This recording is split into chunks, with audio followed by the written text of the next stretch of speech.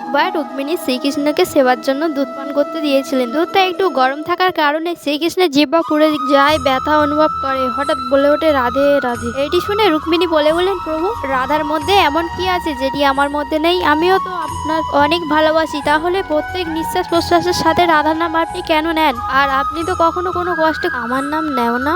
তখন শ্রীকৃষ্ণ বলে, তুমি কখনো রাধারানীকে দেখেছো? এতটা বলে সে স্তম্ভিত হয়ে গেল। তারপরের দিন রুক্মিণী রাধারানীর সঙ্গে দেখা করতে গেলেন। রাধারানী ঘরের বাইরে এক অপূর্ব সুন্দরী নারীকে দেখে ভাবলেন উনি হয়তো রাধারানী। ওনার চরণ স্পর্শ করতে গেলে সুন্দরী মহিলা জিজ্ঞাসা করলেন, আপনি কে? তখন রুক্মিণী নিজের পরিচয় দেন এবং আসার কারণ বলে। তখন সুন্দরী নারী বলে, আমি রাধা নই, আমি তো রাধার দাসী মাত্র।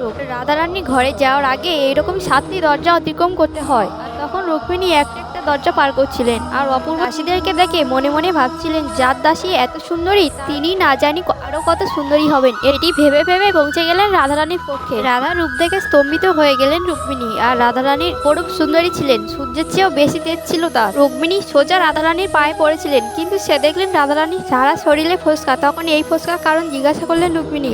রাধারানী হেসে বললেন, আপনি যে দুধ ওনাকে খেতে দিয়েছিলেন ওটা বেশি গরম থাকার কারণে ওনার জিহ্বায় ফোসকা পড়েছিল। উনি তখন রাতে রাতে বলাতেই সব ফোসকা আমার শরীরে এসে গেল। তখন রুক্মিণী বললেন, এটা কিভাবে সম্ভব? রাধারানী বললেন, এটা তখনই সম্ভব যখন আপনি কারোর হৃদয়ে বাস করবেন।